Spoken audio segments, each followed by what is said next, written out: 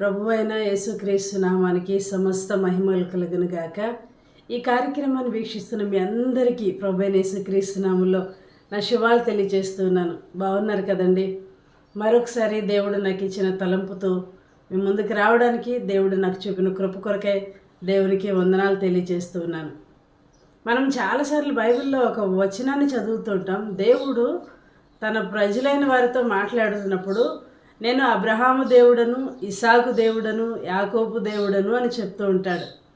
అది చదువుతున్న ప్రతిసారి నా హృదయంలో అనిపిస్తూ ఉంటుంది, దేవుడు వారికి ఎందుకు దేవుడు, నాకెందుకు దేవుడు కాకూడదు, నా దేవుడు అని పిలిపించుకోవడానికి దేవునికి ఇష్టం లేదా అని వాక్యంలో నుండి నేను ఆలోచన చేసినప్పుడు దేవుడు నాకు ఇచ్చిన సమాధానం ఇర్మియా గ్రంథం 7వ అధ్యాయం 23వ వచనంలో ఒక మాట వ్రాయబడింది.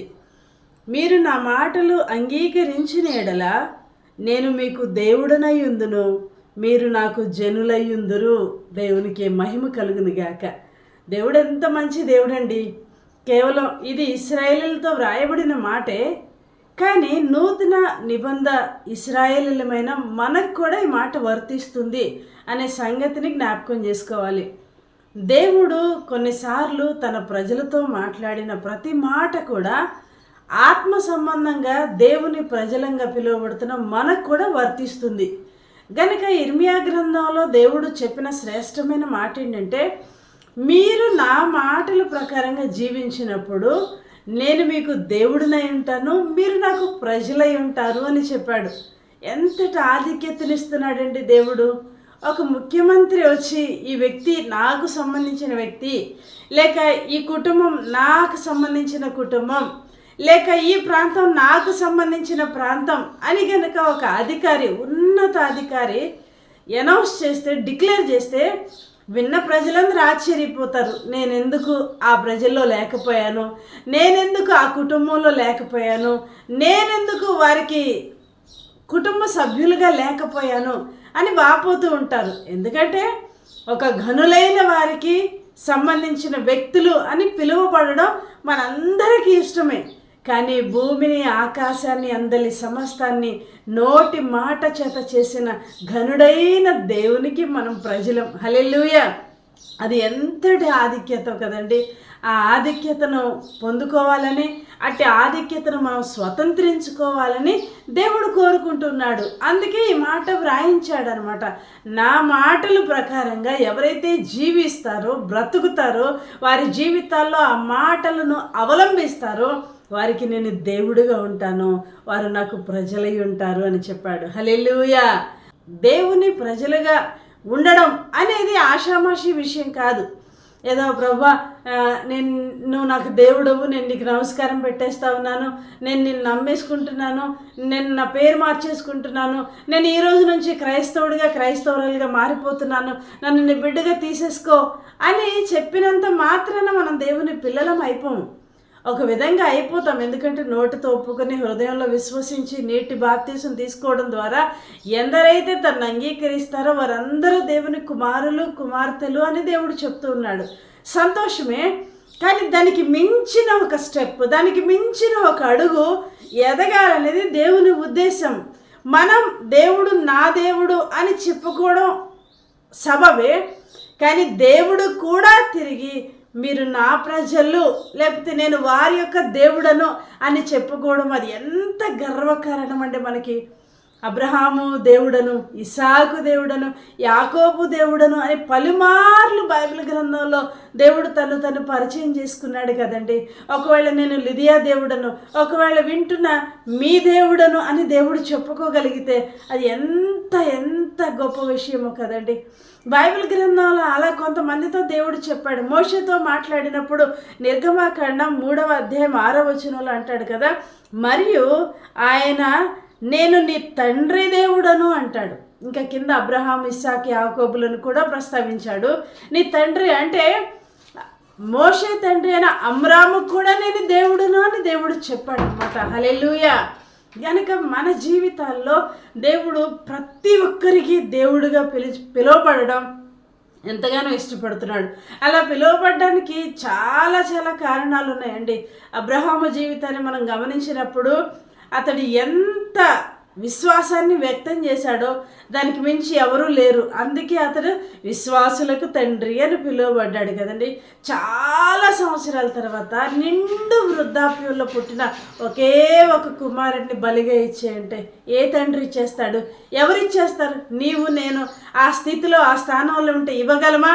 దేవుడికి ఎన్ని సాకులు చెప్తాం, కానీ మారు మాట్లాడకుండా తీసుకుని వెళ్ళి అబ్రహాము ఇస్సాకును బలివ్వడానికి ఇష్టపడ్డాడు కదండి. ఎందుకో తెలుసా?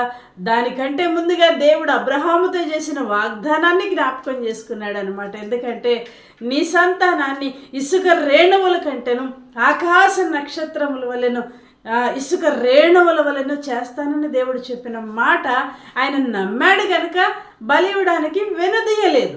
అంత మాత్రమే కాదు, ఇస్సాకు కూడా మరి తన జీవితంలో కూడా ఎన్నో గొప్ప కార్యాలు చూస్తూ ఉంటున్నాం మనం. యాకోబు కూడా అలాగేనండి. వారి జీవితాలను మనం పరిశీలన చేసినప్పుడు దేవునికి ఇష్టలుగా జీవించారు, దేవుడు కోరుకున్న పద్ధతులు జీవించారు. అయితే ఈ దినాల్లో మనం దేవుడు కోరుకున్న విధానంలో జీవించాలి అంటే బైబిల్ గ్రంథంలో కూడా మనకి చాలా పరిచయమైన వ్యక్తులు 4 కనిపిస్తారు. ఎవరో తెలిసేవారు? దానియేలు గ్రంథంలో ఉన్నారు. దానియేలు, షడ్రకు, మేషాకు, అబేద్నెగో అనే 4 యవనస్తులు. వారి జీవితాలను గురించి ధ్యానం చేస్తున్నప్పుడు ఆత్మీయంగా ఎంత బలం, ప్రోత్సాహం కలుగుతుందో.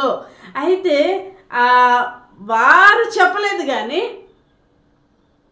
వారిని ఎరిగిన రాజులు సాక్ష్యం చెప్తా ఉన్నారనమాట. చదువుకుందాం. దానియేలు గ్రంథం 3వ అధ్యాయము 28వ వచనం. నెబుకద్నెజరు షడ్రకు, మేషకు, అబేద్నెగో అని వీరు దేవుడు పూజార్హుడు. దేవునికి మహిమ కలుగును గాక. అక్కడ జరిగిన సందర్భం, అక్కడ జరిగిన సంఘటన అంతా మనకు చాలా పరిచయమే. ఒక విగ్రహాన్ని నిలబెట్టాడు, దానికి పూజించాలి, పూజించిన వారిని అగ్నిగుండంలో వేసేస్తాం అనే ఒక శాసనాన్ని రాజు చేశాడు. ఆ శాసనాన్ని వీరు ఉల్లంఘించారు. ఉల్లంఘించడం అంటే విగ్రహాన్ని పూజించలేదు, సజీవుడైన దేవుని ఆరాధించారు. అది రాజు నియమించిన శాసనానికి వ్యతిరేకం కాబట్టి వారిని తీసుకొని వచ్చి ఎప్పటికంటే అగ్నిగుండాన్ని 7 అంతలుగా రెట్టింపు చేశారు. రెట్టింపు చేసి వారిని అందులో వేసేశారు. దానికంటే ముందు చాలా సంభాషణ జరిగింది. రాజా, మేము ఈ విగ్రహానికి ఆరాధించాం, మొక్కం. ఎందుకంటే మా దేవుడు సజీవుడు, నోరుండి మాట్లాడలేని, చెవులుండి వినలేని, ముక్కులుండి వాసన చూడలేని, చేతులుండి ముట్టుకొనలేని విగ్రహం కాదు. మేము ఆరాధిస్తున్న దేవుడు సజీవుడు, ఈ వేడిమి గల అగ్నిగుండంలో నుండి మమ్మలను రక్షించగలిగిన సమర్థుడు. ఒకవేళ రక్షించకపోయినా మేము విగ్రహానికైతే ఆరాధన చెయ్యము, మ్రొక్కము అని డిక్లేర్ చేసేశారు. దానికి రాజుకి కోపం వచ్చి ఆ ఉన్న అగ్నిగుండాన్ని 7 అంతలు చేసి దానిలో వేసేయమన్నారు. అక్కడ జరిగిన విషయం విచిత్రం ఏంటంటే, ఎవరైతే ఈ 3 యవనస్తులను అగ్నిగుండంలో వేయడానికి వెళ్ళారో ఆ అగ్ని వేడిమి సెగకు వాళ్ళు బయట ఉండగానే కాలిపోయారు, చనిపోయారు. అంటే అది ఎంత తీవ్రమైన వేడిగా ఉందో ఒకసారి అర్థం చేసుకోండి. అందులో పడ్డారు కానీ చనిపోలేదు. ఆ వచనాలన్నీ చదివితే రోమాలు నిక్కబడుస్తాయండి. దేవుడు తన ప్రజలను రక్షించే విధం ఎప్పుడో తెలుసా? చావుకైనా తెగించి ఆయన మీద ఆధారపడినప్పుడు. ఏదో పేరు మార్చుకున్నంత మాత్రాన పెద్ద బైబిల్ సంకలో పెట్టుకుని మందిరానికి వెళ్ళిపోయి హల్లెలూయా స్తోత్రం అనేసి ఆత్మతో నింపబడినట్లుగా వేషాలు వేస్తూ ఇతరులను చూసి అనుకరిస్తూ కేకలు పెద్ద పెద్ద శబ్దాలతో దేవుణ్ణి ఆరాధించినంత మాత్రాన కాదండి, అటు విశ్వాసం హృదయంలో కూడా కలిగి ఉండాలి. అది ఎప్పటి వరకు అంటే మరణం మనల్ని చేరేంత వరకు కూడా అట్టి విశ్వాసంలో నిలిచి ఉన్న వారి పట్ల దేవుడు అద్భుతాలు చేసేవాడై ఉంటున్నాడు. హల్లెలూయా. మొత్తానికి అందులో వేసేశారు. కానీ రాజు తీక్షణంగా చూస్తున్నాడు. 4 కనిపిస్తున్నారు. అందులో వేసింది 3, 4 కనిపిస్తూ ఉన్నారు. అయ్యయ్యో, చాలా ఆశ్చర్యపోయాడు. అప్పుడు ఏమంటున్నాడు తెలుసా? రండి, మీరు బయటికి రండి. ఎందుకంటే వేయడానికి వెళ్ళిన వాళ్ళే కాలిపోయారు, ఇంకా తీయడానికి వెళ్తే వాళ్ళు కాలిపోతారని రాజుకు తెలుసు కనుక మీరే బయటికి రండి నాయనలారా అని పిలిచాడు. మీరు ఎలాగ జరిగింది? అక్కడ వారిని పరీక్ష చేసినప్పుడు అగ్ని వాసన కూడా వారి వస్త్రాలకు తగలేదంట. హల్లెలూయా. దేవునికి సమస్త మహిమ కలుగును గాక. అగ్ని వాసన కూడా వారిని తాకలేకపోయిందండి, దేవుని సెలవు లేకపోతే గనక. అక్కడ ఆ రాజు తర్వాత డిక్లేర్ చేస్తూ ఉన్నాడు, ప్రకటన చేస్తూ ఉన్నాడు. తను సొంతగా రాసి ముద్రించిన ఆ శాసనాన్ని రద్దుపరిచి మరొక క్రొత్త శాసనాన్ని రాస్తున్నాడు. షడ్రకు, మేషకు, అబేద్నగో అనువారి దేవుడే పూజార్హుడు. హల్లెలూయా. నిజమే, దేవుడు నిన్ను బట్టి అలాంటి సాక్ష్యం, నన్ను బట్టి అలాంటి సాక్ష్యాన్ని పొందుకోవాలని ఇష్టపడుతున్నాడు. అదే దానియేలు గ్రంథంలో మరొక వ్యక్తి మనకు తెలుసు, దానియేలు. అక్కడ కూడా అదే షడ్రకు, మేషకు, అబేద్నగోల సమయంలో విగ్రహాన్ని పూజ చేయాలన్నారు, కానీ ఇక్కడ రాజునే పూజ చేయాలనే శాసనం వచ్చింది. ఎవరైతే రాజుకు మ్రొక్కలేదో ఏ దేవునికి మ్రొక్కకూడదు అని వ్రాయబడింది ఆ శాసనం. అక్కడ వచనాలు, అధ్యాయాలన్నీ మనం గమనించినప్పుడు దానియేలు గ్రంథం 6వ అధ్యాయం 26వ వచనంలో వ్రాయబడిన విషయం ఏంటంటే, నా సముఖమున నియమించినదేమనగా రాజ్యములోని సకల ప్రభుత్వముల యందుండు నివాసులు దానియేలు యొక్క దేవునికి భయపడుచు ఆయన సముఖమున వణుకుచుండవలెను. ఆయనే జీవము గల దేవుడు, ఆయనే యుగయుగములు ఉండువాడు. హల్లెలూయా. దేవునికి మహిమ కలుగును గాక. రాజును పూజించకపోతే, రాజును తప్ప ఏ దేవుణ్ణి ఆరాధించినా సింహాల బోనులో వేసేస్తారు, సింహాల గుహలో వేసేస్తారు అని శాసనాన్ని రాసిన రాజే తిరిగి నా సముఖంలో వ్రాయబడినదేమనగా, ఆజ్ఞాపించబడినదేమనగా దానియేలు యొక్క దేవుడే దేవుడు, ఆయనను గాక మరి ఎవరిని పూజించినా కూడా వారికి మరలా ఇదే గతి సంభవిస్తుంది. ఎందుకంటే ఆ దేవుడు పూజార్హుడు, ఆయనే జీవము గల దేవుడు, ఆయనే యుగ యుగములుండువాడు అని వ్రాయబడింది. ఎంతటి అద్భుతమైన మాటలు చెప్తున్నాడండి. యుగ యుగములుండువాడు. తనకు తెలుసు అతడు ఒక క్రైస్తవుడు కాదు, ఆ దేవుని గొప్పతనాన్ని గురించి ఎప్పుడు విన్నవాడు కన్నవాడు కాదు, కానీ ఇప్పుడు కన్నాడు, విన్నాడు, చూశాడు కాబట్టి సాక్ష్యం చెప్తా ఉన్నాడు. ఆయన జీవము కలిగిన దేవుడు. ఎందుకంటే చంపాలని దానియేలును అందులో వేసేసాం, కానీ సింహాల నోళ్లను మూయించిన దేవుడు. అంతేకాదు ఆయన యుగ యుగములు అంటే, నా రాజ్యం తూతు మంత్రం, ఎలక్షన్స్ అయిపోతే దిగిపోతుంది, లేకపోతే నా వయసు అయిపోతే దిగిపోతాను, కానీ ఆయన రాజ్యం యుగ యుగములు నిలిచి ఉండేది అని సాక్ష్యం చెప్తా ఉన్నాడు. దానియేలు దేవుడే దేవుడు. ఆ వచనాలు మనం చూసాం కదా, దానియేలు దేవునికి అందరూ భయపడి వణుకుచుండవలెను. హల్లెలూయా. ఎందుకంటే ఈ రాజుకి వణుకు పుట్టేసింది, భయం వేసేసింది, ధైర్యం చెడిపోయింది, రాజు అన్న ధీమా కోల్పోయాడు. నా మాటకి తిరుగులేదు, నేను చేసిందే శాసనం, నేను చెప్పిందే వేదవాకు అనే ఆ ధైర్యాన్ని కోల్పోయి వణుకుతా ఉన్నాడు అనమాట. గజ వణుకుతా ఉన్నాడు. అందుకే ప్రజలతో చెప్తా ఉన్నాడు, ఈ దేవునికే భయపడాలి అందరూ, ఈ దేవునికే వణకాలి అని చెప్తూ ఉన్నాడండి. అక్కడ రాజు చెప్తున్న సాక్ష్యం, దానియేలు దేవుడే దేవుడు, షడ్రకు, మేషకు, అబేద్నగోలు దేవుడే దేవుడు అని చెప్తా ఉన్నాడు. మరొక వచ్చిన బైబిల్ గ్రంథాలు మనం చూస్తాం, రాజుల 2వ గ్రంథం 2వ అధ్యాయం 14వ వచనంలో అక్కడ మనకి ఎలీషా కనిపిస్తాడండి. అతడు యోర్దాను నది దాటుతూ ఉన్నప్పుడు, దాటాలి అనే సందర్భం వచ్చినప్పుడు అది అడ్డుగా ఉంది, ఏం చేయాలో తెలియలేదు. అప్పుడు ఒక విషయం గుర్తొచ్చింది. ఏమంటే తెలుసా, ఎలీషా తన ఒంటి మీద ఉన్న దుప్పటిని తీసి ఆ యోర్దాను నదిని కొట్టి ఏమంటున్నాడో తెలుసా, ఏలియా యొక్క దేవుడైన యెహోవా ఎక్కడున్నాడు. హల్లెలూయా. దేవునికి మహిమ కలుగును గాక. ఏలియా యొక్క దేవుడు ఎంత గొప్ప విషయం అండి. ఏలియా దేవుని కొరకు ఎన్ని గొప్ప కార్యాలు చేశాడో మనందరికీ తెలిసిన విషయమే. రాజుల గ్రంథాన్ని మనం గమనించినప్పుడు, పరిశీలనగా చదివినప్పుడు మనకు అర్థమవుతుంది ఎన్ని అద్భుతాలు. దేవుని పక్షాన రోషం కలిగిన వాడే నిలబడ్డాడు. ఆకాశం నుండి వర్షింపకుండా ఆ వర్షాన్ని ఆపినవాడు, మరలా తిరిగి కొన్ని సంవత్సరాల తర్వాత ఆ వర్షం కురవాలని ఆజ్ఞాపించినవాడు. అంతేకాదు కదా, ఆకాశం నుంచి అగ్ని దిగి వచ్చి ఆ దహన బలిని మరి బుగ్గిపాలు చేసిన సందర్భాన్ని చూస్తున్నాం. ఎన్నో సాహస కార్యాలు ఏలియా చేశాడు కదండి. అదే ఎలీషా అట్టి ఏలియా దేవుడిని జ్ఞాపకం చేసుకుంటూ, ఏలియా దేవుడు ఎక్కడ ఉన్నాడు, పటా మంట కొట్టాడు అంతే. ఎవరు దాన్ని అది రెండుగా చీలిపోయినట్లుగా చూస్తున్నాం. అంటే దేవుడు ఆ మాటకి ఇంప్రెస్ అయిపోయాడు కదా. ఏలియా దేవుడను ప్రస్తావించినందుకు దేవుడు ఇంప్రెస్ అయిపోయి తన అద్భుత కార్యాన్ని అక్కడ ఇశ్రాయేలు ప్రజలకు చూపించి తన మార్గాన్ని సరళం చేసినట్లుగా మనం చూస్తూ ఉన్నాం. కనుక దేవుడు నీ దేవుడుగా నా దేవుడుగా పిలిపించుకోవాలని దేవుడు కోరుకుంటున్నాడు. ఎప్పుడో తెలుసా అండి, ప్రతికూల పరిస్థితుల్లో మరణమే మన ఎదురుగా వచ్చినా కూడా దేవుని మీద ఆధారపడినప్పుడు, దేవుణ్ణి ఒప్పుకున్నప్పుడు, దేవుణ్ణి విశ్వసించినప్పుడు దేవుడు మన దేవుడు అని పిలిపించుకోవడానికి ఇష్టపడుతున్నాడు. శాసనాలు చేయబడినప్పుడు వారు భయపడిపోలేదు, ఆ శాసనాలకి వణికిపోలేదు, ఆ శాసనాలకి రాజీ పడిపోలేదు, ఆ శాసనాలకి సలాం చేసి సెల్యూట్ చేయలేదండి. ఇట్టి శాసనము సంతకము చేయబడినని తెలిసి ఉండి కూడా దానియేలు ముమ్మారు దేవునికి యెరూషలేం వైపు కిటికీలు తెరిచి ప్రార్థన చేశాడంట. మన జీవితంలో అలాంటి ధైర్యం ఉందా? అలాంటి ప్రతికూల పరిస్థితుల్లో దేవుని కొరకు నిలబడగలిగిన ధైర్యం మనకుందా?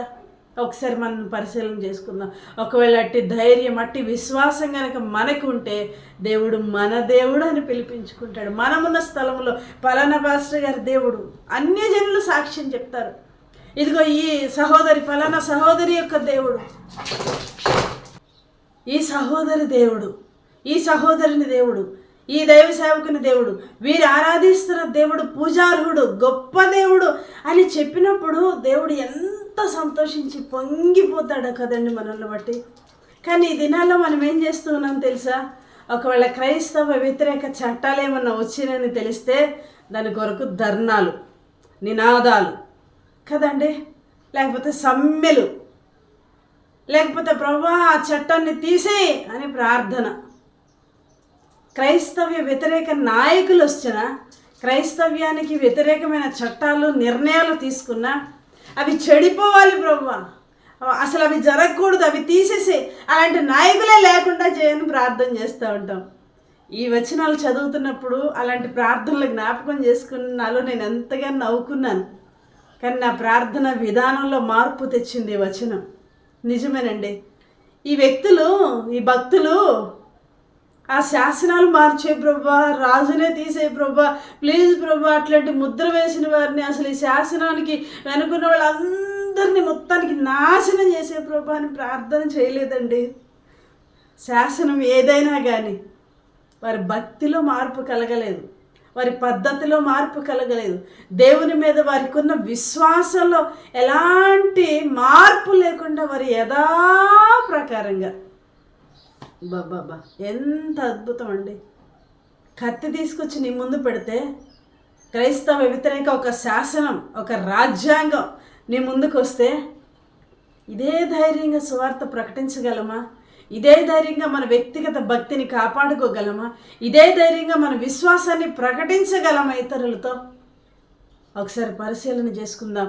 ఈ వాక్యపు వెలుగులో మన జీవితంలో ఇలాంటి పొరపాట్లు ఎన్నోసార్లు చేస్తూ ఉంటాం. మన మార్గానికి, మన భక్తి మార్గానికి ఎవరైనా అడ్డొస్తున్నారంటే వారిని తొలగించే ప్రభా, వాళ్ళని తీసే ప్రభా. అది నీ పని కాదండి. ఒకవేళ తీసేయడం దేవుని చిత్తమైతే తీసేస్తాడు. మనం ఏం దానికోసం విజ్ఞాపనలు చేయక్కర్లేదు, దానికోసం ఏమి పడిగాపులు పడక్కర్లేదు, దానికోసం ధర్నాలు చేయక్కర్లేదు, సమ్మెలు చేయక్కర్లేదు. క్రైస్తవులు ఏకం కండి, మన హక్కులు సంపాదించుకుందాం. ఏది నీ హక్కు? ఈ లోకమైన నీకు శాశ్వతం, ఈ లోకమైన నీకు పూర్తిగా సొంతం కాదు. మనం ఈ లోకంలో పరదేశులమును యాత్రికులమును అని దేవుని వాక్యం సెలవిస్తూ ఉంది. గనుక మన జీవితాల్లో అలాంటి వ్యతిరేకపు చట్టాలు ఎన్నొచ్చినా, వ్యతిరేకంగా నిర్ణయాలు తీసుకునే రాజకీయ నాయకులు, అధికారులు ఎంతమంది వచ్చినా అది దేవుడు వారిని చూసుకుంటాడు. నిలబెట్టాడు కాబట్టి వాళ్ళు నిలుచున్నారు, గెలిచారు. ఒకవేళ వాళ్ళు నిలబడడం దేవుని చిత్తం కాకపోతే ఎట్టి పరిస్థితిలో కూడా వాళ్ళు గెలిచే అవకాశమే లేదు. గెలిచారంటే అది దేవుని ఏర్పాటు. వారు ఒక నిర్ణయం తీసుకున్నారు, అది శాసనసభలో ఆమోదించబడిందంటే అది దేవుని ఏర్పాటు అనే విషయాన్ని జ్ఞాపకం చేసుకో. కానీ ఆ పరిస్థితిలో నువ్వెలా నిలబడుతున్నావు అనేది దేవుడు చూస్తున్నాడు. అది దేవుడికి కావాలి. అప్పుడు దేవుడు నా దేవుడను అని పిలిపించుకోవడానికి ఆయన ఇష్టపడుతున్నాడు. హల్లెలూయా. కానీ శాసనాలు చేయబడినప్పుడు ఈ వ్యక్తులు నిలబడ్డారు దేవుని కొరకు. ఏ రాజులైతే శాసనాలు చేసి ముద్రలు వేశారో అదే రాజులు ప్రకటన చేస్తూ ఉన్నారు. వారి దేవుడే పూజార్హుడు, వారి దేవుడే యుగ యుగములు ఏలువాడు, ఆయనే పూజార్హుడు. కనుక ఆయనకు లోబడండి, ఆయనను ఘనపరచండి, ఆయనకు వణకండి, ఆయనకు భయపడండి అని అనౌన్స్ చేస్తూ ఉన్నారు తిరిగి. అది ఎప్పుడో తెలుసా? వీళ్ళు చేసిన ప్రార్థన వారిని మార్చేయమని, లేకపోతే వారి శాసనాలు మార్చేయమని కాదు, యథాప్రకారంగా వారి భక్తిని కొనసాగింప చేశారు. ఈ దినాల్లో పరిస్థితులు మారుతున్నప్పుడు భక్తిలో కూడా ఎన్నో మార్పులు వచ్చేస్తూ ఉన్నాయి. పరిస్థితులు మారుతున్నప్పుడు భక్తిలో కూడా ఎన్నో మార్పులు మనకు అనుకూలంగా చేసేసుకుంటూ ఉన్నాం. దాన్ని బట్టి దేవుడు సంతోషించడు. దయచేసి జ్ఞాపకం చేసుకుందాం, ప్రతికూల పరిస్థితుల్లో కూడా మన భక్తిలో మార్పు రావడానికి వీలేదు. ఆ భక్తిలో ఉన్న శక్తిలో ఎలాంటి మార్పు లేదు, మన విశ్వాసంలో మార్పు రావడానికి వీల్లేదు. గనుక వాక్యపు వెలుగులో మన జీవితాలను సరిచేసుకుందాం. దేవుడు నా దేవుడిగా పిలువబడడానికి ఇష్టపడుతున్నాడు. కేవలం అబ్రహాము, ఇస్సాకు, యాకోబు, అలాగే ఏలియా, లేకపోతే అమ్రాము, ఇంకా కొంతమంది దేవుడు వారి దేవుడును అని పిలిపించుకోవడానికి ఎంత ఇష్టపడ్డాడో, సంబరపడ్డాడో. నా దేవుడును అని పిలిపించుకోవడానికి కూడా ఇష్టపడుతున్నాడు. ఎప్పుడో తెలుసా?